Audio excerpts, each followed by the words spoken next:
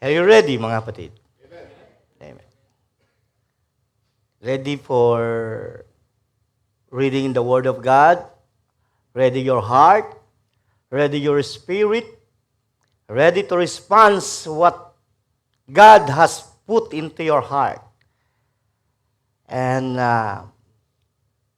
let us enjoy all the presence of the Lord, mga kapatid. Let's read verse 1, chapter 2, 1 Peter chapter 2, verse 1. I urge then the first of all that petition, prayers, intercession, thanksgiving be made of all people. 2.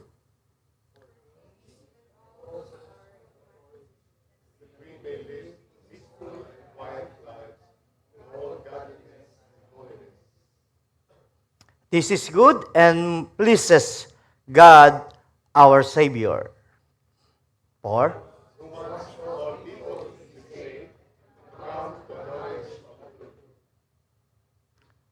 For there is one God, one mediator between God and mankind, the man Jesus Christ. 6.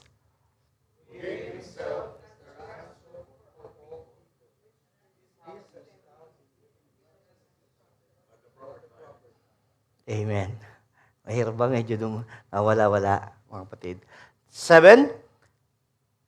And for this purpose, I was appointed a herald and apostles. I am telling the truth, I am not lying, and a true and faithful teachers of the Gentiles. Sabay-sabay po tayo sa 8. Therefore, I want the men everywhere to pray, lifting up hands, holy hands, without anger and disputing. To God be the glory. You may be seated, mga kapatid. Amen.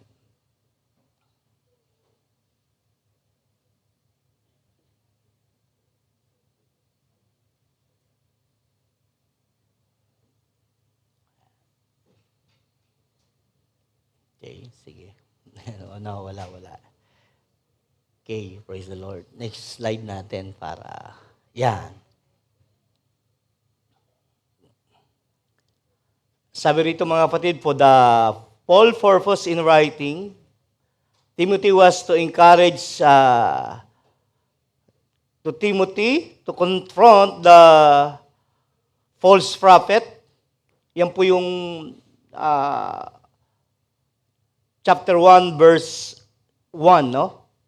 O chapter 1, mga kapatid ko, tinuro yung nakaraang teaching, sumulat si Timothy upang sumulat si Paul para sabihin kay Timothy na kausapin niya, i-confront niya, turuan niya, pangaralan niya, no? Sawatain niya yung mga false prophet. Dahil may mga nagtuturo sa Church of Ephesus, they are trying to initiate, mga kapatid ko, a spiritual false prophet who had infiltrated the church at Ephesus. That is the first church in Corinth, mga kapatid ko, no, na pinamalaan ni Timothy, mga kapatid. Timothy was young that time, mga kapatid ko, and 64 or 60 AD, mga kapatid ko. In that context, Paul dealing with the false deceiver teachers who are teaching false doctrine. He described how this guy obsessed with speculating about the Torah or the law, mga kapatid ko. No? Nung nagtuturo sila ng mga bagay, sila naroon, mga kapatid ko, ituro yung mga maling doktrina. Alam natin, mga kapatid ko, na ang Church of Ephesus or the Corinth Church, mga kapatid ko, karamihan sa mga tao dyan ay mga Greek, no? Nandyan din, mga kapatid ko, dahil nandun yung Macedonia, no? Nandun yung mga kapatid ko, yung mga Romans, nandun yung mga Jews, Gentiles. Kaya, sa lugar na yan, maraming mga matatalino, mga eloquent na tao, mga kapatid ko, nandun din yung mga Pharisees, Sadducees, mga kapatid ko, nagtuturo ng mga doctrine. Kaya, Sa kanilang pagtuturo, mga kapatid ko, may mga nag-a-arise na mga maling doktrina. No?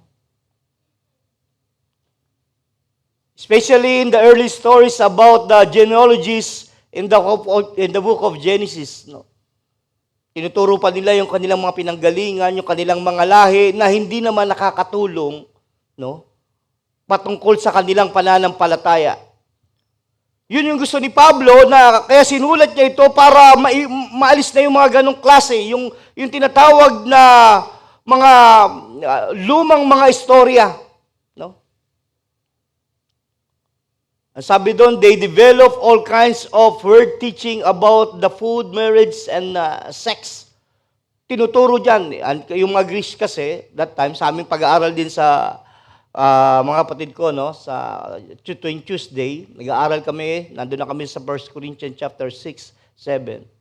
Nung that time, mga kapatid ko, mga Christian, yung mga Greece, no, yung mga Greek, sa kanila, yung tinatawag na food, marriage, and sex is parang normal lang, no? Hindi ito kasalanan, no? No, alam niyo ba yung bakit nabanggit itong food? Yung food, no, yung pagkain ng marami, no? Yung gluttonous, no?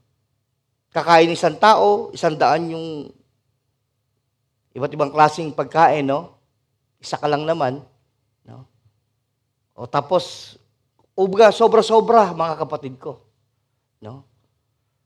Yung sa marriage, ganun din. No? Sa kanila, yung teaching nila, kahit hindi kasal, mga kapatid ko, no? Kahit nandun yung mga pinag-aasawa, mga kapatid ko, no? Babae sa babae, lalaki sa lalaki. No? Pagdating din sa sex, nandun din, mga kapatid ko, no? Sa kanila, normal lang yun. No? Sa aming pag-aaral nga, no? Doon sa tuwing Tuesday, sa yung mga Greek kasi, sa kanilang history, yung tinatawag na adultery o tinatawag na fornication, hindi masyadong tinatawag na kasalanan. Kasi doon sa kanila, merong mga tinatawag na business sex, no? Ibig sabihin, kapag yung mga walang dalaga o na mga walang mga trabaho, ganun lang yung business sa kanila. May mga lisensya sila noon on that time, mga kapatid, no? At yung mga lalaki, ganun din, nagbabayad sa kanila, hindi sila nagkakasala sa kanila, parang normal lang yun. Kaya yun ay isinulat ni Pablo, mga kapatid ko, para turuan, kapag ikaw ay isang mananampalataya na, dapat mahiwasan na to. Hindi na dapat ganito.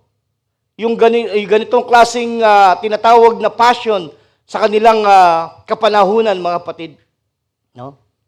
There was not consisting, ang sabi rito, with the teaching of Jesus Christ and Apollos. Hindi nagturo ang ating Panginoon Sus ng ganitong bagay. Hindi ugma. Parang gano'n, no? Mali. Salungat sa turo o doktrina ng mga apostles, mga kapatid ko, o ng ating Panginoong Sus nung siya'y dumating on that time. Kaya tinuro ng mga apostol yung ganitong bagay.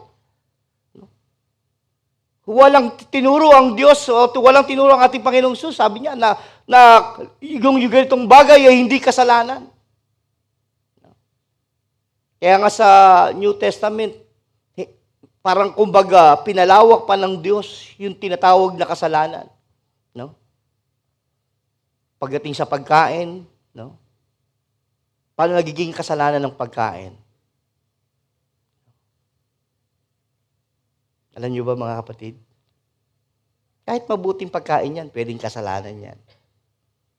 Una, kapag kinain mo yan ang hindi po pinagpipray, kasalanan yon. Ano pa? Sinong nakakaalam ng mabuti, hindi niya ginagawa, kasalanan yon. Pasok ka na kaagad sa ganung klaseng kasalanan. Amen? Kaya yung that time, pinalawak ng Panginoong Hesus. Yung pagdating sa pagkain, pagdating mga kapatid ko sa marriage, lahat yun. Sa pagtingin sa babae, dati kailangan mo siyang gawan mo ng mali bago ka magkasala. Pero ngayon, tumingin ka lang sa babae na may maling pagdanasa. Nagkakasala ka na. Hindi mo pa pinatay yung tao, no? Nag-isip ka pa lang, mga kapatid ko, na masama sa kanya, mga kapatid. Sabi ng Bible, tulad na rin siya ng pagpatay. No? Nag-isip ka ng masama sa kapwa mo. para mo na rin siyang pinatay. Pinalawak pa ng Panginoon yung klase ng kasalanan. Bakit? Para maiwasan yung kasalanan. Hindi ginawa ng Diyos yun, mga kapatid ko, para tinatawag na lumiit yung bagay na, naku, wala na akong magagawa, paano kaya to? Parang sinasabi mo na hindi ka na makakakilos, no? Pinakita lang yun ng Diyos para makita mo yung bagay na hindi mo dapat gawin. Yun yung mga kapatid ko, no? Likas kasi sa tao, pag bawal, parang gustong-gustong gawin, no? Kahit sa atin, sa Pilipinas, no? Huwag na tayo lumayo. Bawal magtapon ng basura, pero parang building na yung basura, eh. Diba? Bawal umihi, dumaan ka, ang panghi, sobra. No? Bawal dumaan, at daming dumadaan. Diba? Bawal tumawid, daming tumatawid, mga kapatid ko, no? Parang likas kasi, no, sa mga tao, na parang nananadya pa, mga kapatid ko. At ganun kasi, mga kapatid ko, yung sabi sa simula pa lang ng Genesis, no, chapter 6, yung tao raw, yung kanyang puso, yung kanyang natural, ay kasalanan. No? Baga natural sa tao yung isang maging kasalanan. And Alexander and Hymenaeus, mga kapatid ko, their teaching divided the church. Itong dalawang disciples na to, mga kapatid ko, o dalawang Kristiyano na to, nagtuturo, dinidivide niya. Parang sinisira yung Church of Ephesus, mga kapatid. They starting, no? Different kinds of teachings. Itong si Alexander and Hymenaeus, mga kapatid ko. Kung titingnan nyo ang the last verse, mga kapatid ko, ng chapter 1, si Pablo, itong dalawang tao na to ay binigay niya na kay Satanas. Baka maligtas pa yung kanilang espiritu, sabi ni Pablo, mga kapatid ko. Because he divided the church and generate controversy.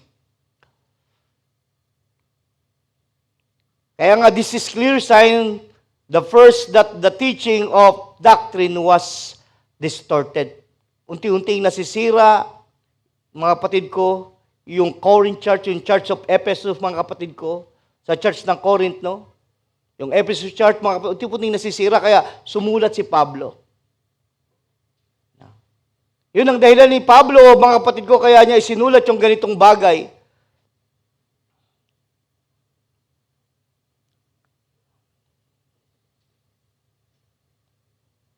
Okay? Yan. Dito sa chapter 2, Timothy consists of two units. The first, and the author of request prayer for those in the leadership position. Sa 1 Timothy chapter 2, may dalawang klase, mga kapatid ko. No? Sabi doon, the first author, request prayer for those leadership in position. Napakahalaga, mga kapatid ko, yung mga leader o yung ating mga elder o yung ating pastor, mga kapatid ko, or ating mga deacon, they need a prayer, mga kapatid. Second, the author makes the theological statement that there's only one God and that Jesus Christ is the mediator of save humans through His atoning death. Itong pag-aaralan natin, mga kapatid ko, ipapakita dito yung dalawang bagay. Prayer for the church, leaders, and who make us to be saved, mga kapatid ko. Christ's faithfulness to us should motivate us to remain faithful to Him. Paul developed the importance of remaining faithful to the Lord as another motivation for Timothy to persevere.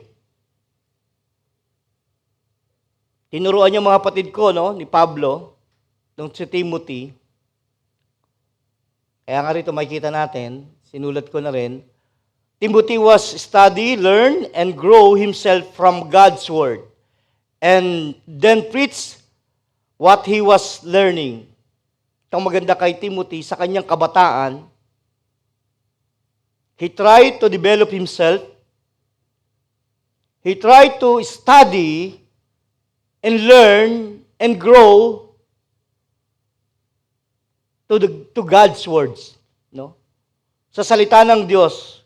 Sa mga Kristiyano, no? Kinakailangan na tayo mag-aral, no? Pabulol pa. Matuto, no? At lumago, mga kapatid ko, sa salita ng Diyos. At ang sabi doon, then preach what he was learning. Kailangan din ipangaral. No, maaring siguro kayo, kung tinawag kayo, nilagay sa inyo ng Diyos sa puso ninyo, yung tinatawag na parang gusto mong sharean mo yung kaibigan mo, no? Kasi ganun yun eh. Yung salita ng Diyos, pag na-receive mo yan, kahit yan isang tulad ng butil ng mustasa, no? Pag lumagay sa puso mo at naitanim sa puso mo yan, lalago yan. At sa kanyang paglago, magugulat ka na lang, magsishare ka sa kaibigan mo, no? Magsishare ka sa kapitbahay mo, sa nanay mo, sa auntie mo. Parang gusto mo silang dalhin na kasama mo sa gawain ng Panginoon. Yan yung salita ng Diyos na inilagay sa iyo ng Panginoon. The letter also points out that the quality of leader affects the quality of the members. Yan, mga kapatid ko. Kaya napaka-importante sa mga leaders dahil sa amin daw, kung anong magiging resulta ng mga membro, yun ay galing din sa amin. Kung kami mahina, mahina din ang membro. Kung kami malakas, malakas din ang membro. Kung kami lalago, lalago din yung mga membro, mga kapatid ko. Kung kami pagpapalain, pagpapalain din kayo, mga kapatid. Ganun yan, no? From up, papunta sa inyo, mga kapatid. Yun yung tinatawag na cycle of church, mga kapatid, no? Paul spent many years and traveling, starting new churches, developed large team, co-workers, this mission. Timothy was one in the city of Lystra. Makilala niya, mga kapatid ko, si Paul. At that time, bata pa, mga kapatid ko. Sabi dito, we should remain faithful to the Lord and endure hardship. If necessary, this is view, mga kapatid ko, no? Sa paglilingkod, kailangan ganoon, no? Minsan, kailangan natin ng hardship. Yung hardship, ano to, no? This is your personal motivation. No? Yung hardship, kahit walang nakakakita sa'yo, kahit mag-isa ka lang, nandun yung para kang nakikipaglaban. No? Yung mag-isa ka lang, mga kapatid ko, kahit hindi ka kasama dito sa pulong na ganito, no? Kung sa trabaho mo, walang kapatiran doon, sa mga kaklase mo, kung nag-aaral ka, no? Sa pamilya nyo, kung ikaw pa lang yun na-convert, there is a hardship, no? Merong parang tinatawag na labanan, no? Bilang mananampalataya, parang ipinaglalaban mo yung faith mo, no? Alala ko yung sinabi ng Panginoon, no? Sa Matthew chapter 24. He that endure up to the end, the same shall be saved. Sinong mananatili sa kanyang pananampalataya? Sinong itatayo niya yung kanyang pananampalataya kahit kanino? Sino yung magpapatuloy sa kanyang paglilingkod sa kabila ng maraming problema? Sinong magpapatuloy sa kabila, mga kapatid ko, ng madaming klaseng pag-uusig? No? Isang ganun no? Sa paglilingkod sa Panginoon, pag nagkasakit ka, ayan, tamo kasi, kaka-born again mo, ayan, kaka-fellowship mo, ayan, kakadamulo mo ng simbahan, kasakit ka na. Hindi ka kasi tumigil pa. No? Doon yung paglilingkod mo, no? He that endure up to the end, the same. Hanggang sa dulo, mga kapatid ko, ng paglilingkod mo, mananatili kang tapat, mananatili ka mga kapatid ko na ipinaglalaban mo yung faith mo. There is ups and down but you struggle, but nandoon yung hardship mga kapatid ko sa paglilingkod. Sabi ng Panginoon, siya mismo sa kanyang bibig mismo galing, He that endure, sinong manatili hanggang wakas, no, ay maliligtas. Sa bibig niya mismo, sinabi niya yung mga kapatid ko. Itinuro niya yung mga kapatid ko sa kanyang mga apostol, sa mga kanyang mga disciple. Kaya sa paglilingkod sa Panginoon, nandun po tinatawag na hardship.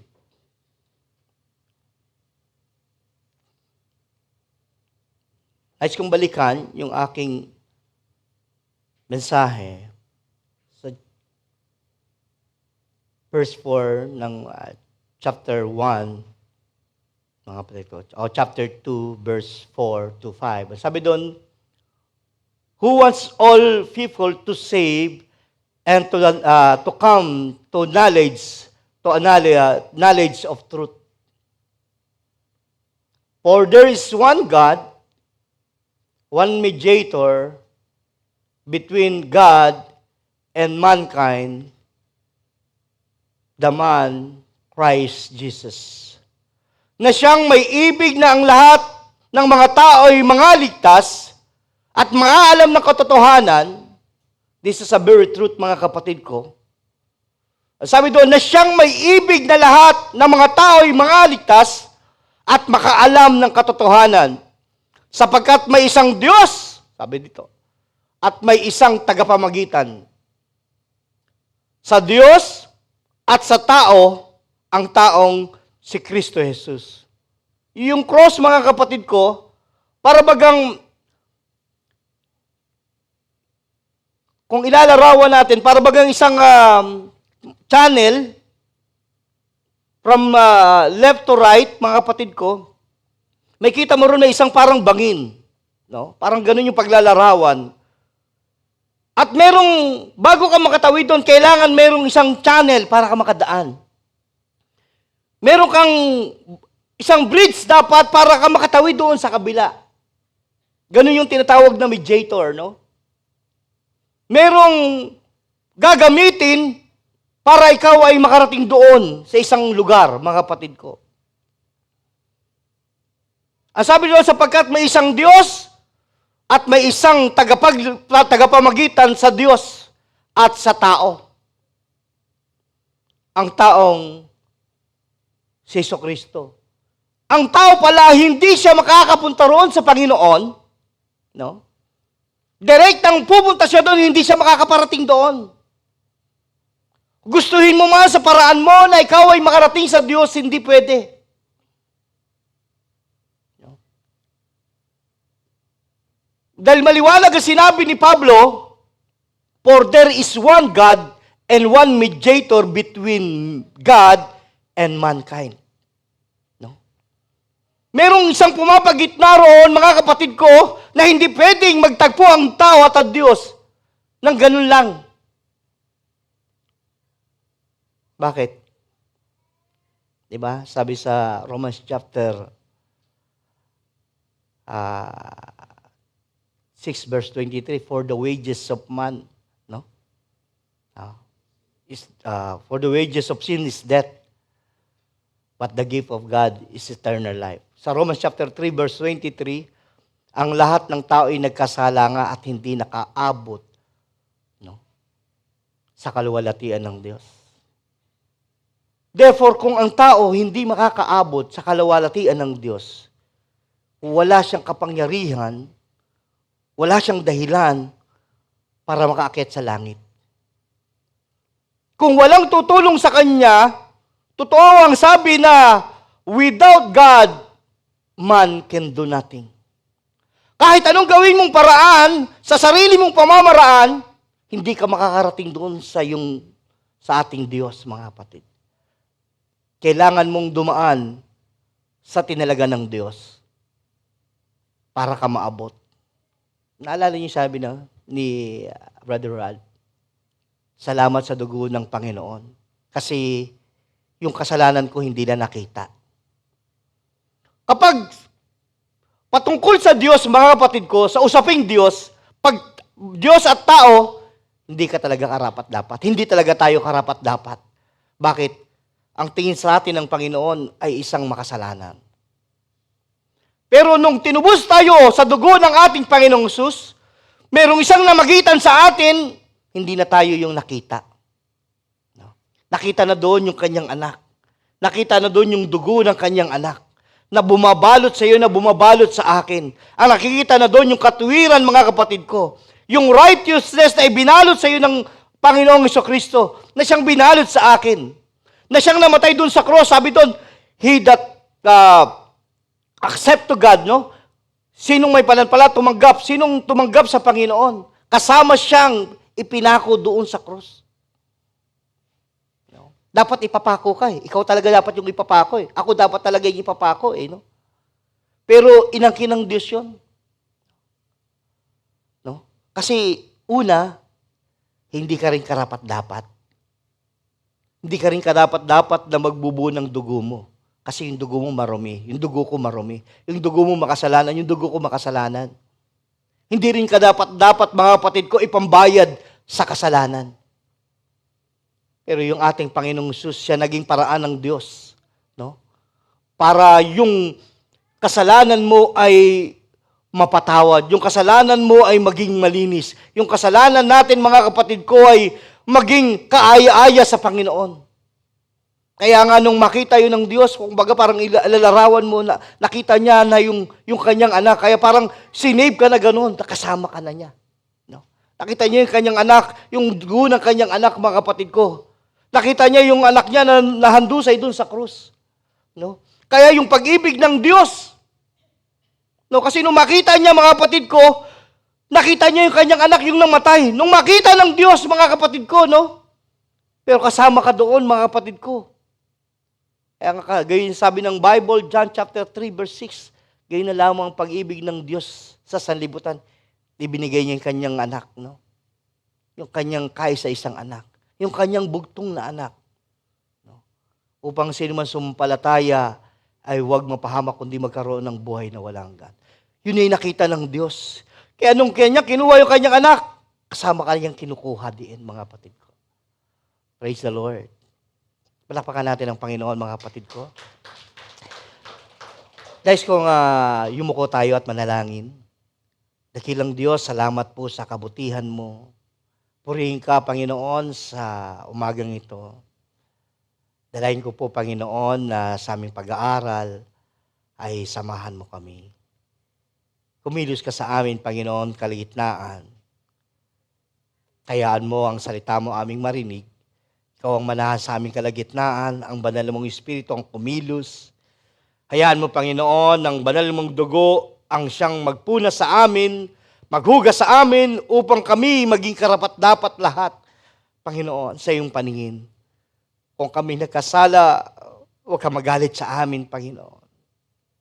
Tulad ng sinabi ng awit, I'm sorry, Lord, for the things I made it. Patawarin mo kami. Sorry, Lord, sapagkat nagkasala kami. Hugasan mo kami, gawin mo kami karapat-dapat sa iyo, Panginoon. Gawin mo kami karapat-dapat sa iyo, Panginoon. Hayaan mo ang banal mong anak, Panginoon, ang yung dugo, ang siyang makita sa amin, Panginoon. Hallelujah. Purihin ka, Panginoong Hesus, mula sa pinto, Panginoon, hanggang sa pulpit.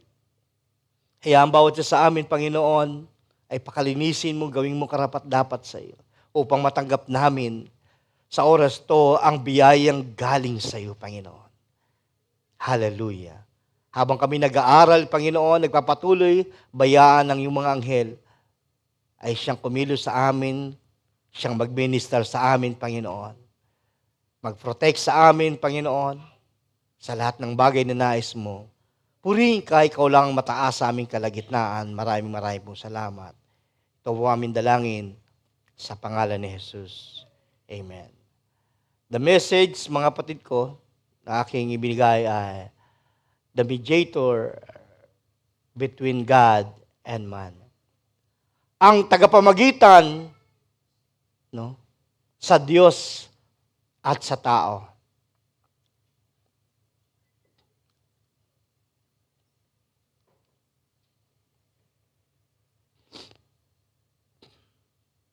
Bago tayo ituloy mga kapatid, no? Parang simula pa lang tayo. Paul wants to exhort all by supplication, prayers, no? Sa kanyang sulat mga kapatid ko, inuna niya yung ganitong bagay.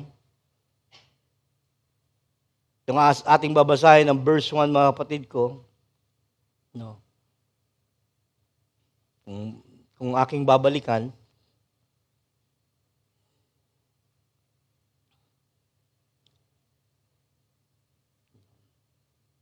I urge you, first of all, that petition, prayers, intercession, thanksgiving, made for all people. Yun yung kanyang unang pasimulan, mga kapatid ko, ng sulat.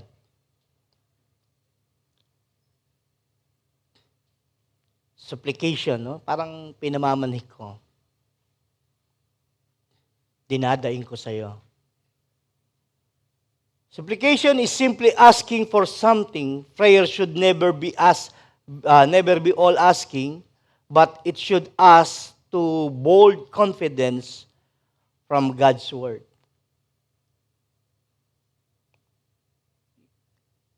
Parang dumadaing ka sa Panginoon, no?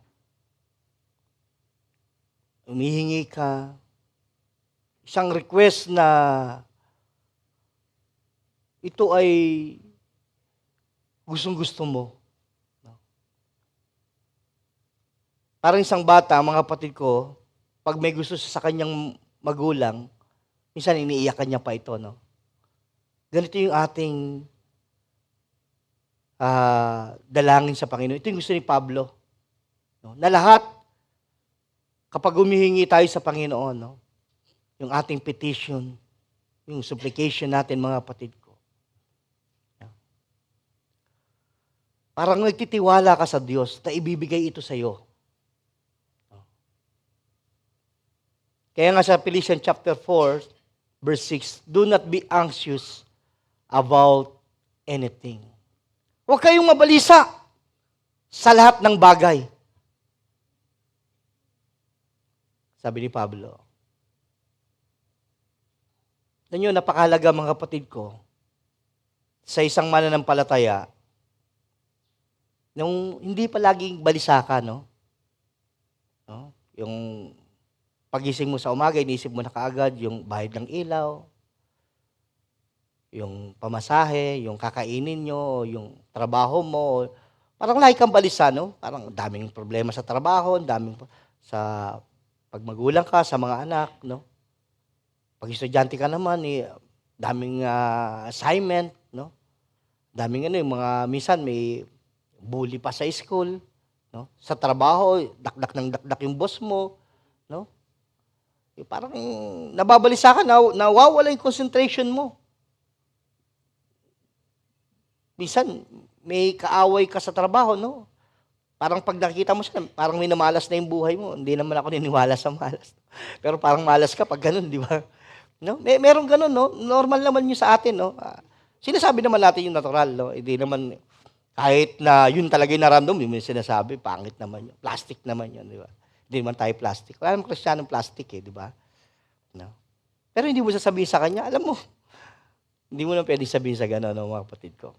Pero ang gustong ipaalam ni Pablo sa mga Kristiyano, na kapag dumarating sa ganitong bagay, no, sa ganitong mga sitwasyon, sabi niya, huwag tayong mabalisa. Parang, kaya nga doon, no, bold confident from God's word. Panatag ka, kahit hindi ka panatag, no? Parang ang gulo, no? Parang, Lord, pwede ba ako mapanatag sa ganitong bagay? No? Pero, si Pablo, totoo yung salita ng Diyos. No? Paano ka magiging panatag? Ang sabi doon, by prayer and petition. Sa lahat ng bagay, huwag kayong magbabalisa sa inyong pananalangin. No? Nang merong daing, nang merong pasasalamat,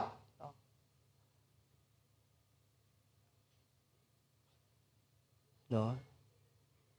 Ibulong niyo sa Diyos, sabihin niyo sa Diyos ang inyong lahat na pangangailangan. Ganun yung Panginoon, no? Yan yung sinabi ni Pablo, no? Kahit nababalisa ka na, kahit na may problema ka na, kahit na parang naguguluhan ka na, parang gusto mo na sumuko minsan, no? Na habang kumakanta kanina, no? Pumasok sa isip ko. Minsan may mga Kristiyano, nakaramdam ba kayo na parang gusto niyo nang bumitaw? No? Ako lang ba? No? Dumarating sa atin, no? Lalo na pag nanghihina tayo, lalo pag maraming problema. Parang naghahanap ka na ng scapegoat, no? Parang naghahanap ka na para ka makaiwas sa gawain ng Panginoon, para makatakas ka sa gawain ng Panginoon, no? Minsan may pagkakataon dumarating sa iyo yung ganitong bagay, no? Pero ang tanong, saan ka pupunta? No? Saan tayo pupunta? No? Lilipat ka ng balik ka sa dati mong church na pinagmulan? No? Excuse me lang, ha? Balik ka doon pagkano? Last thing. Uwi na. Sorry po, no? Hiraan lang, no? O babalik ka doon sa mga barkada mo? O babalik ka doon sa mga kaibigan mo? Saan ka pupunta, mga kapatid? Sa bahay ka lang? Di naman pwede. Yun lang, no? Mga kapatid ko, no? Magmumukmuk ka lang? Di naman pwede, no? Mga kapatid ko, no? Tao ka naman. Tao tayo, mga kapatid ko. Gumagalaw tayo, no? Humahakbang yung ating mga paa. Kailangan natin bumili. Kailangan natin bumili ng pagkain. No? Saan tayo pupunta, mga kapatid ko? No? Saan naiisip natin yung ganung bagay? Kaya sabi ni Pablo, pag dumating sa inyo, do not be anxious. Alam niyo, napakahalaga sa paglilingkod ng Diyos. Mga kapatid ko, yung pananalangin.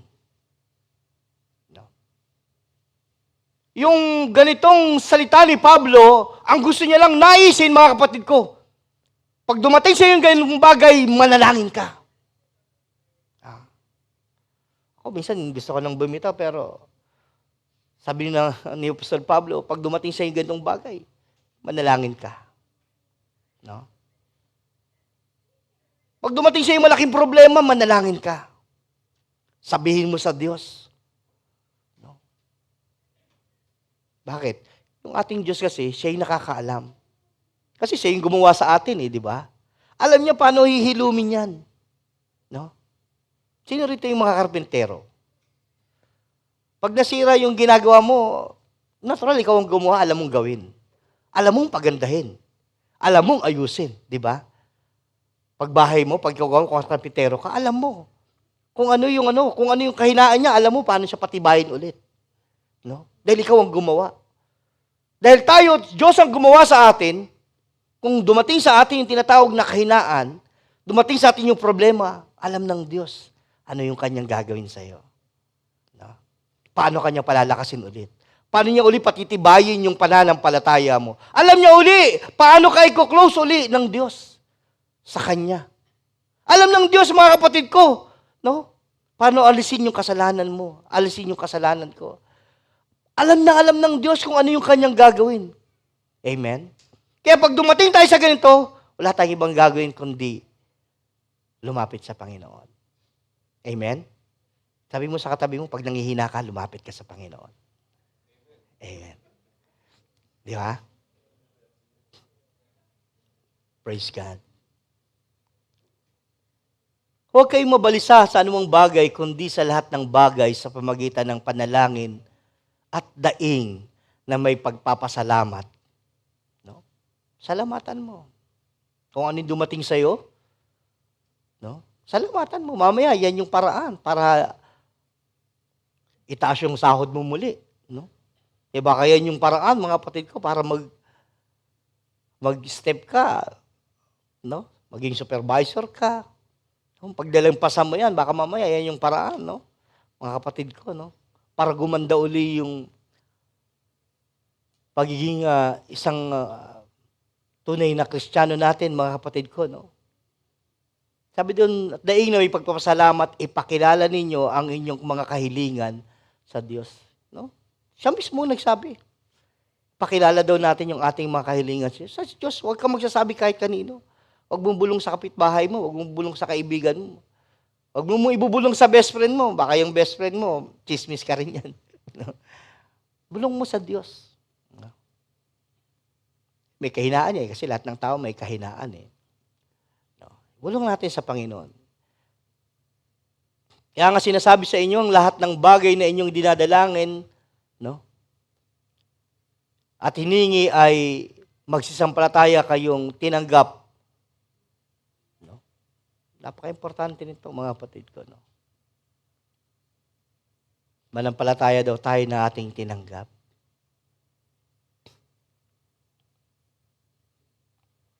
Praise God. No?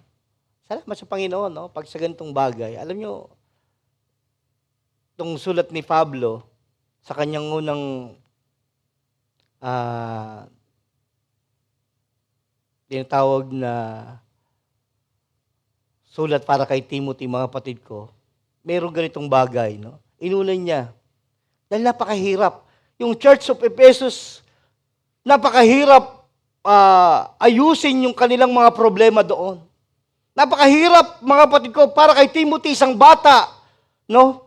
Na leader, na pastor sa Ephesus, mga kapatid ko, napakahirap sa kanya na hindi siya mapuno ng pananalangin sa Panginoon.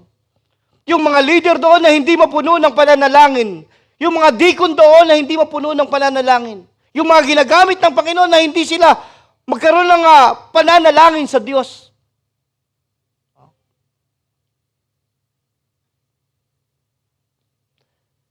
Kaya kailangan sa isang Kristiyano, hindi na nawawala yung panalangin. Hindi ka, mga kapatid ko, nananalangin para maging Kristiyano ka. Hindi ka nagpipray dyan para makita na ikaw ay isang Christian. Hindi ka nagpipray sa pagkain mo bago ka kumain para ikaw ay tawaging Kristiyano. Hindi. Kaya mo ginagawa yon dahil ikaw ay Kristiyano. Kaya ka nananalangin bago ka kumain o bago ka matulog dahil ikaw ay Kristiyano. No? Kaya ka nagpipray sa mga maraming problema dahil ikaw ay Kristiyano. No? Yun. Parang bagang alam niyo yung logic ng aso. Kaya ang aso, tumatahol dahil aso siya. Hindi siya tumatahol para siya maging aso. Normal sa aso, mga kapatid ko, natatahol dahil isa siyang aso. Kaya sa isang Kristiyano, napaka-normal sa atin, mga kapatid ko, manalangin dahil isa tayong Kristiyano. Ganun yung gawain, mga kapatid ko. No? Kaya nga tayo, hindi tayo gumagawa ng mabuti para tayo maligtas. No? Hindi tayo nagtatights para tayo maligtas.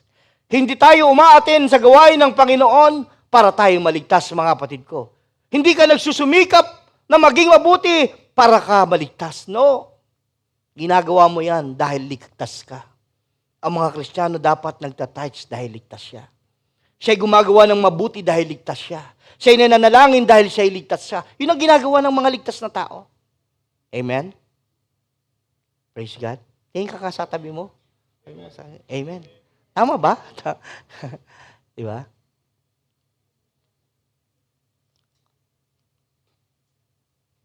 Second prayer, no? Halos parehas din. Pero kasi yung supplication, yung petition na to, yung daing mo to sa Lord, no? Yung parang confident ka. Yung prayer, kaya nga sabi dito, no, ang definition ng prayer is a broad word referring to all communication with the Lord.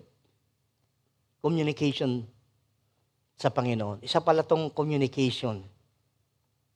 No? Sanay tayo pagdating sa communication, no, mga kapatid ko. No? Kapag yung cellphone mo, lobat, walang communication. Pag di ka nagbayad, walang data. No? Amen? Communication. Mawawalan ka ng communication kapag yun ang nangyari, mga kapatid ko. Kaya yung pananalangin, pag nawalan ka ng pananalangin, mawawalan ka ng communication. Amen? Kaya napaka-importante sa isang Kristiyano na meron siyang prayer. Amen. Sabi rito, therefore I tell to you, Mark chapter 11, verse 24, no? Whatever you ask for prayer, believe, no? That you have it, and it will be yours. Hindi ko naman sinabi ito eh. Sinabi ito ni Jesus Christ.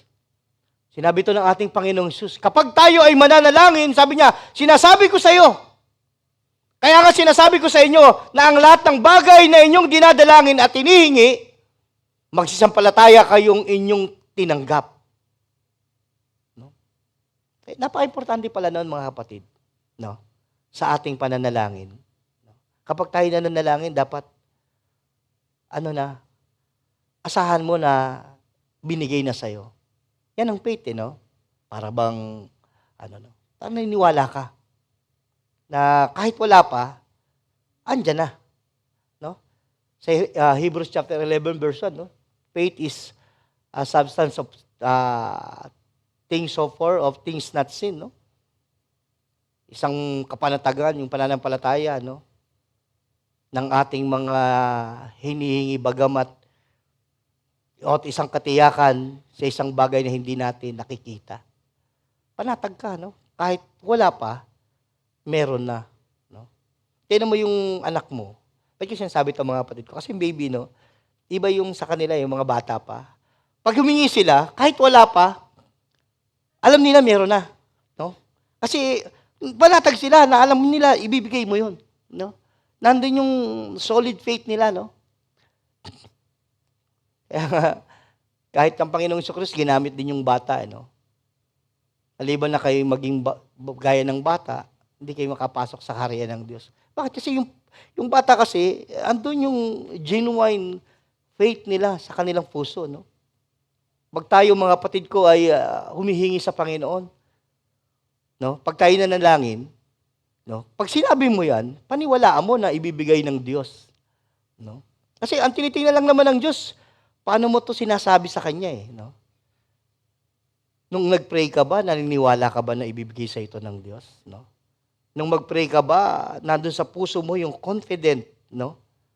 Na ibibigay sa ito ng Diyos, na ibibigay sa atin ito ng Diyos. Nandun ba sa kalagayan mo, mga kapatid, habang nanalangin ka na, confident ka na, no? Bagamat hindi mo pa hawak, parang hawak mo na. Yun kasi yung faith, no? Katiyakan to, no? Isang kapanatagan, isang katiyakan. Yun gusto say, yung faith, ganun yung kanyang force, no? Yung kanyang strong force, mga kapatid ko. Kaya nga sabi dito, believe that you have it, and it will be yours. No? Napakahalaga kasi nung pananalangin, no? Lalo na kapag mayroon kang hinihingi. Sa pananalangin, kung mananalangin ka at hindi ka rin naman maniniwala sa dalangin mo na hindi mabibigay sa'yo, kasi ganun, no? Pag parang malaki na, parang imposible na. No? Pagka parang mahirap na, parang imposible nang mangyari. No? Bakit? Yung idea mo, iba eh. No? Parang sinasabi mo, mahirap na to. Parang pag nakita mo yung pagmalaking bagay na, siguro pag malitang, parang kaya pa. Pero pag malaking bagay na, parang sabi mo, imposible na to. Kaya nawawalan ka ng tiwala na, pati sa prayer mo. No? Bakit sa Diyos ba? Tatanungin kayo, meron bang bagay na imposible sa Diyos? No. There is anything hard for God? No? Meron bang bagay na mahirap sa Panginoon? No? Sa Diyos nga, no? Walang salita. Sa Mark chapter 1, verse 37, walang salita sa Diyos na di may kapangyarihan. Therefore, I tell you whatsoever you ask in prayer. Kaya nga sinabi niya yun, bakit? Sa Kanya kasi walang salita na di may kapangyarihan. Walang salita sa Diyos na hindi pwedeng hindi mangyari.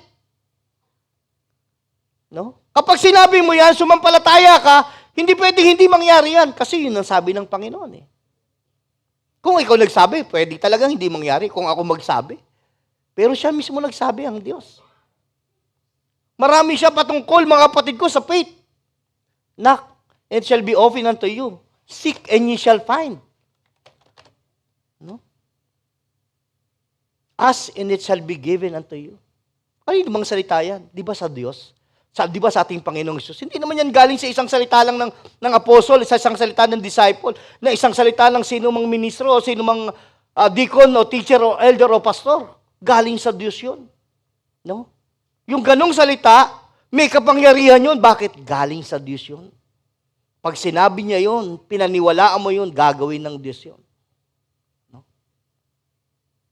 Alam mo naman yung gagawin ng Diyos. No? Hingi ka ng sasakyan, wala ka naman lisensya, bibigay sa'yo ng Diyos. Aksidente ka pa, makulong ka pa. Di ba? So, hingi ka muna, lisensya muna. Process. No? Isang ganon, mga kapatid ko, no? Kailangan, alam mo din yung hinihingi mo, mga kapatid ko, no? Kakabuti ba ito? Matthew chapter 6, verse 9 to 13, no? Uy, di ko pala naikot. Sorry, mga kapatid. Nabalik pala, no? Chapter 6, verse 9 to 13. This is then is how you should pray. No? Pag mananalangin tayo, sabi ng Panginoon ganito. Kung mananalangin ka nito, huwag kayo ganito. Kaya nga sinasabi ko sa inyo, no? Sabi ng Panginoong Hesus, magsidalangin nga kayo ng ganito, Ama namin, sumasalangit ka. Yung ating dinadalangin ng Diyos, mga kapatid ko, no? Yung nasa langit, mga kapatid ko, na siya yung gumawa ng lahat ng bagay, no? Kaya nga nandun, no?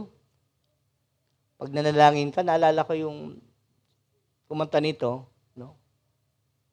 When you pray, no? Say it, Our Father, no? Who art in heaven, no? Parang very touching, no? Pag galing sa puso mo. Naalala ko yung message ni Nanay. Simple lang yung mga awit nila. Naalala ko yung mga may nag-post doon, no? Nag-request si Nanay, no? Pinakinggan niya siguro yung kanta. Kanya, buti pa yung ganito lang dati, parang daman-dama mo yung Espiritu ng Diyos. Kahit dito, mga kapatid, pwede nating madama yung ganong Espiritu, lalo na pag galing sa puso yung ating pagkanta. No? Pag galing sa puso, at ikaw na umaawit, receiver ka din, galing din sa puso, yung naririnig mo, mga kapatid ko, galing sa puso mo na umaawit ka, you will receive, you will feel the presence of the Lord will moving and touching everyone, mga kapatid. No? Ganun naman tayo, no? Lahat tayo, mga kapatid ko. Pagsama-sama tayo, no? Naiisa ang hangarin natin, mga kapatid ko, papurihan ng Diyos, luwalati ng Diyos, no? When you offer sacrifices to the Lord, mga kapatid ko, ng mga prayers, ng mga adoration, ownership sa Panginoon, glorification, mga kapatid, sa Panginoon, hindi naman mahirap sa Diyos na ibaba niya yung kanyang presensya para maramdaman mo. Hindi naman mahirap sa Diyos, mga kapatid ko, na hawakan o itouch ang ating mga puso. Hindi mahirap sa Diyos kung may problema ka, kunin ng Diyos yung problema mo. Hindi mahirap sa Diyos, mga kapatid ko, kung nahihirapan ka, pag-aangin ng Diyos, yung kahirapan mo. Kung may karamdaman ka, no? Abutin ng Diyos ang karamdaman. Hindi mahirap sa Diyos lahat yan. No? Kaya nga sabi dito, no? Sa prayer, no, mga kapatid ko, dumating nawa ang kaharian mo, gawin mo nawa ang iyong kalooban kung paanong sa langit, gayon din naman sa lupa. Ibigay mo sa amin ang aming kakanin sa araw-araw. Sabi ng Panginoong Kristo, kung mananalangin kayo, ganito. Magsinalangin kayo ng ganito. Pagpatawad mo sa amin ng aming may mga utang sa amin, gaya naman ng nagpapatawad sa mga may utang sa amin.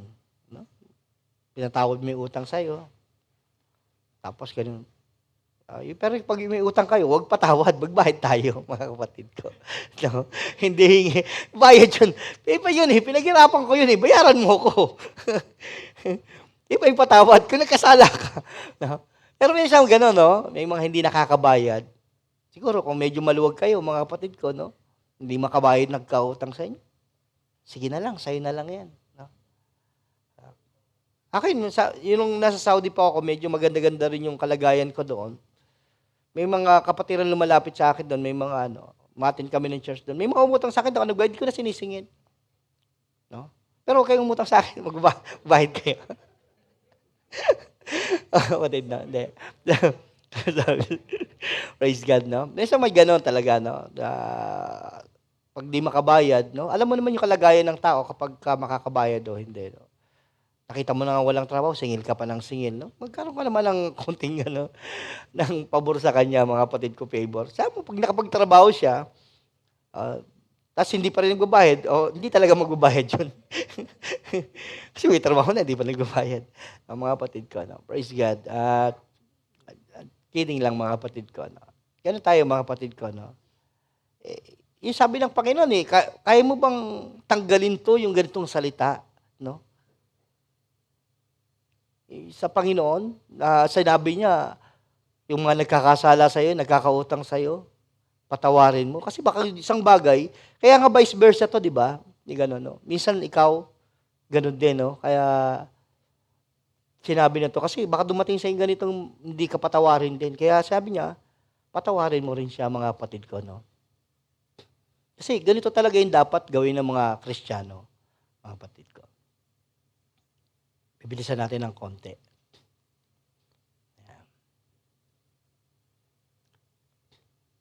Dito pa lang tayo, no? Sa verse chapter 2 pa lang. Mabilis naman pag nandun na mamaya.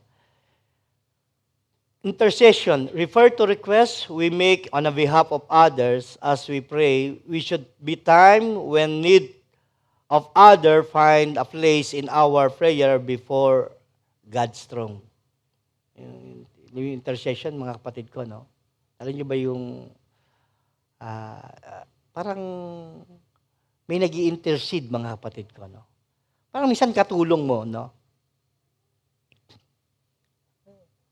Sa James chapter 5 verse 14 to 16, parang humingi pa siya ng tulong, no? Para magpanalangin, no? Sabi niya, is anyone among you sick? Let him call the elders of the church to pray over them. Parang may mag-i-intercede. May isa kang pakatulong. No? Parang kasama mo, kaagapay mo, mga kapatid ko. Parang mamamagitan sa'yo, mga kapatid to. Parang gano'n. No? Nag-i-intercession sa'yo.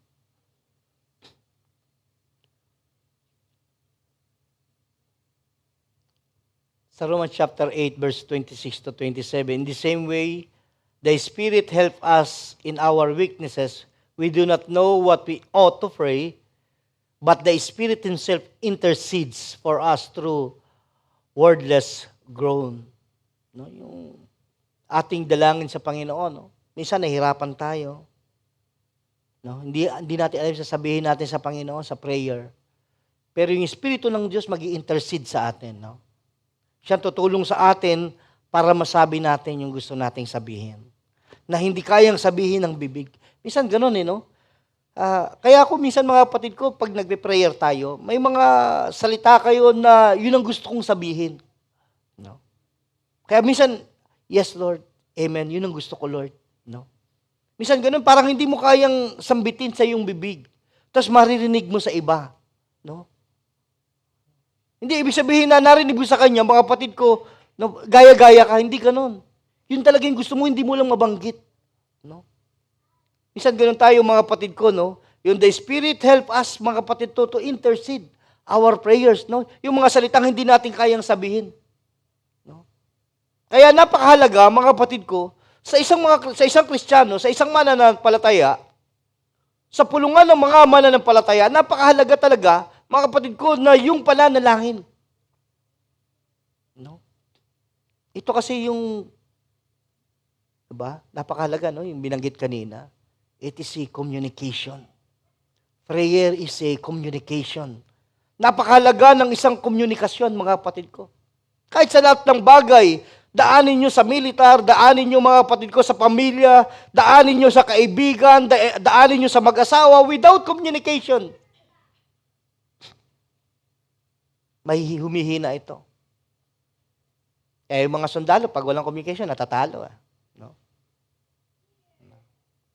Sa mag-asawa, pag walang communication, nasisira. Sa pamilya, pag walang communication sa loob, nawawasak. No? Sa magkaibigan, pag wala rin kayong communication, nanlalamig yung pananaw. Diba? Napakahalaga ng communication, ng prayer, mga kapatid ko.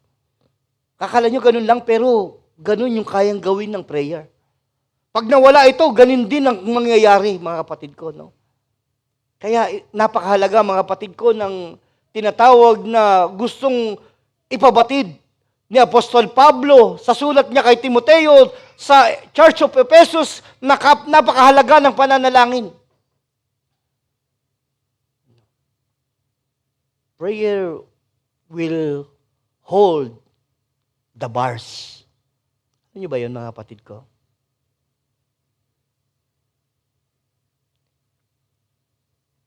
Kaya niyang hawakan yung mga humahadlang. Kahit gaano kalaki ang hadlang na yan, if there is a prayer, He can hold the bars and He will remove the bars, mga kapatid ko. No? Kaya niyang sirain lahat yan, mga kapatid ko. And pwede rin niyang hawakan yung bars na yan para maging pundasyon mo. Pwede niyang hawakan, mga kapatid, yung bagay na yan, mga kapatid ko, para gawing saligan para sa'yo. No. Yan yung nagagawa, mga kapatid ko. 27, He who searches the heart knows the mind of the Spirit because the Spirit intercede of God's people in accordance with the will of God. Ito rin ang ginagamit ng Diyos, mga kapatid ko, no? Nag-intercede siya sa Diyos, no? Sa mga anak ng Diyos, sa puso, sa isip, no? Sa espiritu, mga kapatid ko. No? Yung ating prayer, mga kapatid ko, no? Nakita niyo yung kanyang lawak, mga kapatid ko, na pwede niyang gawin sa isang mananampalataya. No?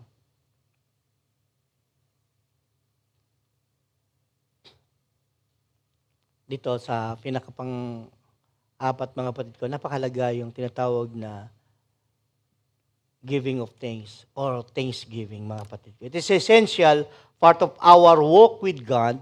Those who lack of basic sense of gratitude in their lives, lack of basic Christian virtue. Minsan, pag nagkulang ka nito, wala kang pasasalamat sa Panginoon. No? No? Yung paglakad mo sa Panginoon, no? Sa ating pananampalataya, kailangan hindi mawawala itong gantong bagay. Sabi rito, no? Christian virtue, a basic Christian virtue, mga kapatid ko. No? Para siyang mahalagang, mga kapatid ko, no? Alam niyo yung virtue? Yung parang, yung mga makikinang na, mga mahalagang bagay. No? Pasasalamat sa Diyos, mga kapatid, no? Thessalonians chapter 5, verse 18, give thanks in all circumstances, for this is God's will for you in Christ Jesus. Napakalaga. Na? Sa Panginoon, sa lahat ng bagay, magpasalamat kayo sapagkat ito yung kalooban ng Diyos tungkol sa inyo. Kalooban ng Diyos pala yung magpasalamat sa Panginoon. No? Kalooban niya pala sa anumang bagay. Kaya nga sabi ito sa lahat ng bagay. Ibig sabihin, walang exemption. Mahirap man yan, mabigat man yan, problema man yan, lahat ng dumarating sa iyo, no? Sabihin natin na blessing man yan. Minsan kasi tayo ganun lang pag blessing, thank you Lord. Pag problema, Lord, alisin mo to sa akin, no? Minsan ganun, no? Parang hindi ka na makapagpasalamat, no? Dumami utang mo, hindi ka na makapagpasalamat, no? Pero parang ang hirap din pasalamatan din, no? Lord, salamat sa utang ko. Lord, salamat sa problemang malaki na to, no? Salamat, kinuha mo yung anak ko. Salamat, kinuha mo yung asawa ko. No? Kaya mo pa bang magpasalamat pagka ganung bagay? Di ba ang hirap? Pero sabi ng Panginoon, sa lahat ng bagay, magpasalamat kayo. Sapagkat ito ang kalooban ng Diyos. No? Minsan pagdating sa kalooban ng Diyos, ang hirap isipin. Totoo yan mga kapatid. No? Hindi mo na malalaman kaagad yung kalooban ng Diyos eh. Hindi mo malalaman kaagad yun pag dumating sa yung malaking problema. Kunyari, kinuha yung pamilya mo, kinuha yung pamilya natin, no? Totoo naman yun. Lahat naman talaga dumadating sa ganung bagay, no? Hindi naman takutan ito, mga kapatid ko, no? Totoo, normal naman yan, no? Kausap mo lang kanina, no? Malay mo, paglabas ko dyan, masagasaan ako. Hindi ko naman, kaya ako naman sabihin sa inyo, no? Pero ganun talaga ang buhay, mga kapatid ko, no? Hindi natin nakikita yung kalooban ng Diyos, no? Kaya pala ginanon para hindi na ako mawala pa, pupunta na pala ako sa langit. O, salamat sa Diyos, no? Para hindi na pala ako magkasala. Kasi ganun eh, gumagawa ang Diyos ng paraan na gano'n, no? Para hindi ka na magkasala, o. Kasi baka sa susunod, magkasala ka, papunta ka pang impyerno, di, kunin na kita ngayon. No? But sinasabi ko lang to mga kapatid ko, no? Pero, sino nakakaalam ng kalooban ng Diyos? Sino nakakaalam na bukas buhay ka pa, gigising ka pa bukas? Wala naman nakakaalam, no? Sino nakakaalam mamaya, pagtas ng gawain ito, dumating ang Panginoon. Amen? Wala naman nakakaalam sa atin, di ba? Pero lahat tayo pinaghahanda ng Panginoon. Sa lahat ng bagay, pinaghahanda tayo ng Diyos. Kaya napaka-importante yung pasasalamat, ginugusto to ng Diyos para sa kanyang mga lingkod, para ma-purify niya yung kanyang mga anak, para ito'y may paayos niyang kanyang mga anak, mga kapatid ko. Gusto na ni Apostol Pablo yung ganitong bagay, mga kapatid ko, para ma-enhance yung church, para mga kapatid ko, yung mga Kristiyano, lalo pang lumago, mag-grow sa kanilang pananampalataya. Maproteksyonan yung mga Kristiyano, mga kapatid ko, no? Thanksgiving is also protection, mga kapatid ko. Pag lagi ka nagpapasalamat sa Panginoon, salamat Lord sa problema na to, no? Palagi kang ganyan. Sabi sa inyo ng Diyan, bang klaseng to ah? Ako na nga nagbigay ng problema eh, pinasalamatan pa yung Diyos. Kunin ko na nga yung problema na yan. Di na wala kayo ng problema. Di ba? Hey, lagi niyong ino-honor ang Diyos, mga kapatid ko. Ino-honor natin ang Diyos. Praise God.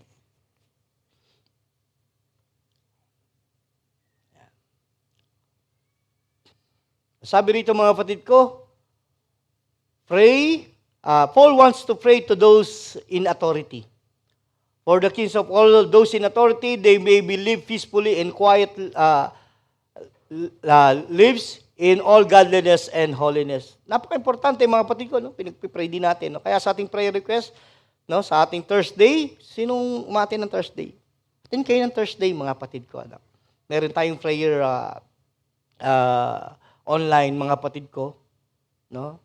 At nandun po yung ating mga magigiting na mga deacon, no? Para marinig ninyo yung salita ng Diyos. No? Malay nyo, ma-encourage kayo, no? Hindi lang malay, ma-encourage kayo mga kapatid, no? Lalo nyo kung kasama nyo siya, no? Parang sasabihin nyo sa kanya, buti pa si Dico nakakapag share ng salita ng Diyos. Sana magawa ko rin, no? Malay, ma-encourage kayo mga kapatid ko, no? At ma-lift up kayo sa kasama nyong mga deacons, mga kapatid ko. Who desire all men to be saved. A prayer to those at authority always have an evangelical purpose. Our goal is that may would come under the authority of Jesus, make decision, allowing the gospel to free course and be glorified. Isa rin mga kapatid ko, yung bagay na to, no? Na yung mga authority. Kaya sa atin mga kapatid ko, na sa ating prayer, no? Nandun nga yung mga governance natin, mga kapatid ko. No? Yung ating mga officials sa gobyerno, dinadalangin natin, mga militars, mga kapatid ko. No? Lalo na ngayon, mayroong nambubuli sa bansa natin, mga kapatid, no? Minsan, maluloko din yung ating mga media. Yung ating sa media, mga kapatid ko, no? Kanya-kanyang suggestion, no? Na parang bagang napakadali lang, mga kapatid ko, no? At no, ipag-pray natin yung ating mga officials, yung ating mga governments, mga high-ranking officers natin. Sila ay pangunahan ng Diyos. Naniniwala kasi tayo, mga kapatid ko, no? Sa principle of the Bible, mga kapatid ko, na yung mga nasa higher authority ay itinalaga ng Diyos. Ito'y purpose din ng Panginoon, no? Na magkaroon ng tinatawag na peaceful, live peacefully sa bawat bansa, no? Kasi kung walang mga higher authority, mga kapatid ko, di magulo talaga, no? Nandun kasi that is designed by God's, mga kapatid ko, no? Design ng Diyos yun na may mga higher rank na authority na para susundan, para magkaroon ng peaceful living ang tao, mga kapatid ko, no? In accordance of godliness and holiness ng Diyos, mga kapatid ko. Yan. Who desire all men to be saved. On human level, we can certainly say that God desire all men to be saved. There is only one such high authority that they don't need salvation, they don't need salvation in Jesus. No? Walang sino mga authority, no, mga kapatid ko, no? There is no one in such high authority, no? Na mayroong gusto na hindi siya maligtas. Lahat, mga kapatid ko, pagdating sa kaligtasan, kahit sino, kahit makasalanan. Yung kasama ni Jesus Christ doon sa napako sa krus, di ba? Wala siyang ginawa kundi pumatay ng tao, magnakaw, mga kapatid ko. Pero one time, nung marinig niya yung kaligtasan sa Panginoon, sabi niya, Lord, alalahanin mo ako pag nasa paraiso ka na. No? Kasi wala naman tao no, mga kapatid ko, no? Meron nga akong nakita clips, mga kapatid ko, no? Sabi niya, maging si Judas, no?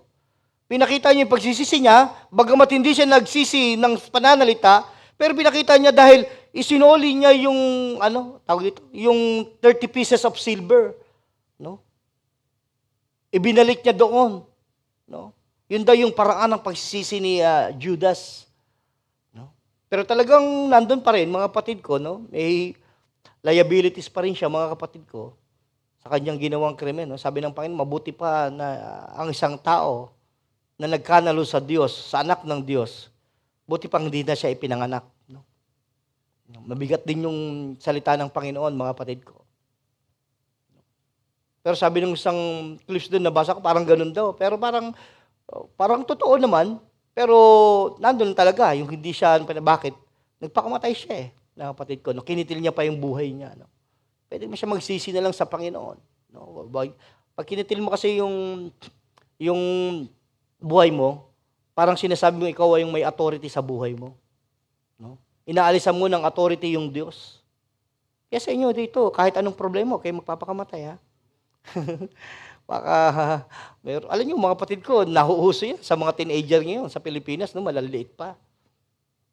Ewan ko bakit nangyayari yun, mga kapatid ko. Sir, yung guide natin bilang mga magulang, mga kapatid, auntie, uncle, no? Kung kaya niyong gabayan, kung wala na silang magulang, gabayan niyo, mga kapatid. No? Kung wala silang kapatid, gabayan niyo sila kung nandyan kayo, mga kapatid ko. Bilang anak ng Diyos, gawin natin ito, mga kapatid. Amen? Praise God, no? Napaka-importante yun. No?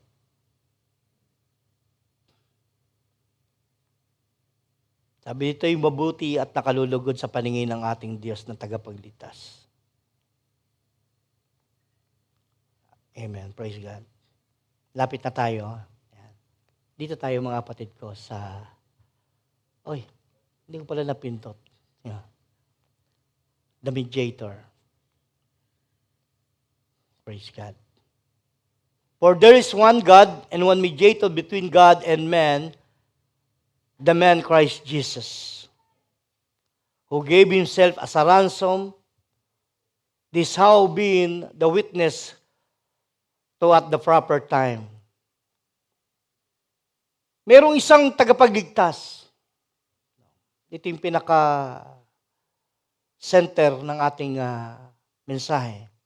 Merong isang tagapagligtas sa tao at sa Diyos. Ang ating Panginoon. Merong isang tagapamagitan. Ibig sabihin, ang tao'y walang kakayanan, mga kapatid ko, para iligtas niya yung kanyang sarili. Meron lamang na magitan sa iyo at sa akin, kaya tayo tumanggap ng kaligtasan Panginoon, sa Panginoon. Walang ibang paraan, mga kapatid ko, ang tao makaabot doon sa Diyos. Walang ibang paraan, mga kapatid ko. Walang ibang paraan, walang kakayanan ng tao para iligtas niya yung kanyang sarili. Tama lang, mga kapatid ko, in-stretch out ni Apostle Paul, mga kapatid, sa kanyang status, that there is only one God there is only one mediator between God and man. Dahil sabi ng Panginoong Jesucristo, no, I am the way, the truth, and the life. No one come to the Father except by me. Siya mismo ang nagsabi noon, hindi ka pwede pumunta roon maliban na dumaan ka sa akin. Maliban na tanggapin mo ako, sabi ng Panginoong Jesus, maliban na kayo pumunta sa akin, hindi kayo makakarating doon. Una, hindi mo alam paano pumunta roon. Maring alam mo yung word na langit, pero pumunta sa langit, paano? Hindi ka naman taga roon. Nakukuha niyo, mga kapatid ko. Paano ka pupunta roon? Hindi ka naman taga roon. Hindi ka kilala roon. Hindi ka citizenship doon sa langit. Alam mong may langit. Pero paano ka pupunta roon? Wala kang idea, di ba? Wala tayong idea. No? Sabi ng ating Panginoon, I am the way. Ang ating Panginoong Jesus, mga kapatid ko, siya yung pinakadaan, mga kapatid ko. Kaya sabi niya, ako ang daan, katotohanan, at ang buhay, walang makakaparoon doon sa Ama, maliban sa pamamagitan ko. For there is only one mediator between God and man. Yung ating Panginoong Kristo. No? Acts chapter 2 verse 4 to 12, sabi rito, salvation is found in no one else. Ang kaligtasan ay hindi nasumpungan kanino man. For there is no other name, no, under heaven given to mankind which we must be saved. Walang ibinigay sa silong ng langit. Walang ibang pangalan na ibinigay sa silong ng langit para maligtas ang tao. Kundi yung pangalan ng ating Panginoong Jesucristo. Kaya wala kang pupuntang iba. Hindi ka pupunta kay San Pedro, kay San Pablo, kay Saint Mary. No? Mga tao lang kasi yan, no? No? Kung kaligtasan ang hanap natin, walang ibang paraan. No? Walang ibang matatagpuan. Hindi mo matatagpuan kahit kanino. No? Kaya nga dito, for there is one God. May isang Diyos. One mediator. Hindi two mediator. Hindi three mediator. Hindi other mediator. Walang ganon, no, mga kapatid ko, no? There is only, parang tinitibay ng gusto ni Apostol Pablo, no, sa kanyang statement, no? Isinisigaw niya, there is one God, one mediator. No? Pag sinabing one lang talaga, wala nang iba. No? Kaya sabi ng Panginoong Jesus, I am the way. No? Kaya sabi mga kapatid ko, sa Acts chapter 4, salvation is found in no one else. No? Sabihin, ang tao pala, kung gusto niya ng kaligtasan, wala siyang ibang paraan. No? Hindi rin niya ito masusumpungan kahit saan. No? Hindi niya rin ito makikita kahit saan, mga kapatid ko. No? Kaya sabi ko sa iyo, kung alam mo may langit. Pero pumunta ron, hindi mo alam. No? Hindi natin alam pumunta ron. Bakit? Hindi naman tayo taga ron. Alam ng Diyos, alam ni Kristo kung paano pumunta ron. Kasi taga ron siya. No? Amen? Okay. Praise the Lord. Amen. Pero para sa boxing, last 2 minutes. Amen. Praise the Lord. Malapit na tayo. Dito tapos na tayo, mga kapatid ko. Ano? Kaya ito sa atin, mga kapatid ko, napakalaga, malaman nyo to. Ito, kabisaduhin nyo, mga kapatid. No? For it is by grace, you had been saved. Hinighlights ko. Through faith, this is not from your own self. Hindi ito sa iyong sarili. It is a gift of God. Gift lang ito ng Diyos. No? Hindi galing sa iyong sarili. No? Hindi ka, kahit anong gawin mong kabutihan, kahit anong gawin mo, wala kang o tinatawag na ambag, no? Bakit? Maliwanag, no? It is a gift of God. Regalo lang to ng Diyos, no? Huwag mo sabihin, nakapagpatayo ka ng school, huwag mo sabihin nakapagpatayo ka ng simbahan, huwag mo sabihin malaki binibigay mo sa simbahan, huwag mo sabihin mga kapatid ko, no? Na marami ka, mga kapatid ko, nagawang kabutihan, doon ka na sa langit. No? Dapat malaman mo ito. Sabi nito, for it is by grace you have been saved. Ikaw lang at ako, dahil lang sa biyaya ng Diyos, dahil lang sa awa ng Diyos, dahil lang sa grasya ng Diyos, mga kapatid ko. No? Nagkaroon ka ng tinatawag na kaligtasan. Hindi galing sa iyo ito, sabi ng Bible. Not by words, so that no one can boast. Parang hindi ka tayo makapagmalaki, no? Yung iba pinipilit pa rin, no? Dahil sa kanyang kabutihan, no? Dahil sa kanyang ginawa, no? Dahil siya'y mabuti. Sinabi na nga hindi nga to sa pamagitan ng tinatawag na gawa ng tao. Bakit? Hindi mo nga alam pumunta ron, eh. Di ba? Kasi hindi ka naman taga ron, eh, mga kapatid ko, no? Yun ang pinaka-logic niya, no? Si Jesus Christ lang nakakaalam paano pumunta ron kasi taga ron siya. Merong paraan. As 1 Timothy chapter 2 verse 8, who gave himself as a ransom for all people.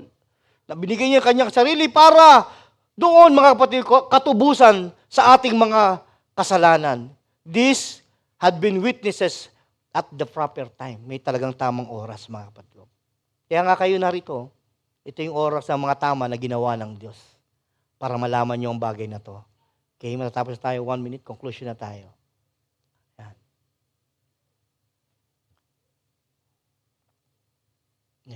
Okay kayo mga UPM, mga kapatid ko, bago ko ito. Yan, para dito na tayo. Praise God. No? Salamat sa Panginoon. Habang aawit ang UPM.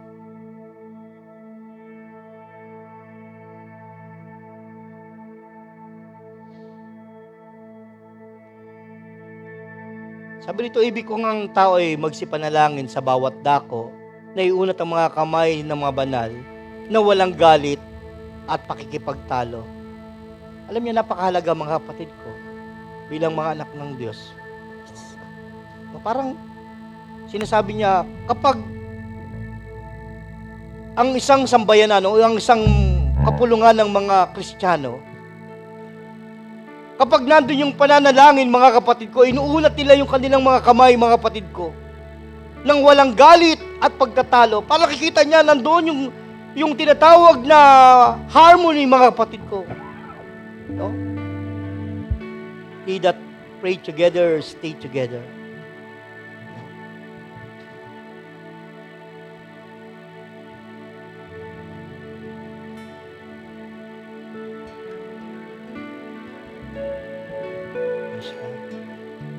Habang marinig nila yung awit, mga kapatid ko, let's sing.